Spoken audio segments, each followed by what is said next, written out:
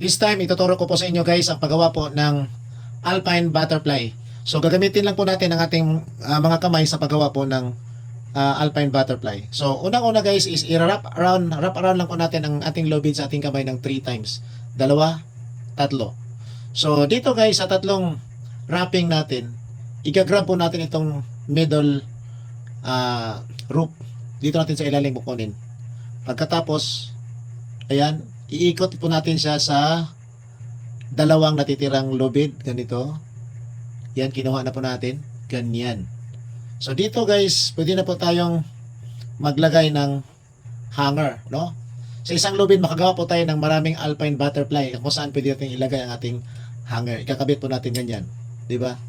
So, ganyan po siya guys. So, sa isang lubid, depende lang kung gaano kataas yung lubid ninyo, pwede nyo lagyan ng maraming hanger kapag kayo ay nag-hanger para hindi po mag-swing ang ating mga hanger. Thank you for watching.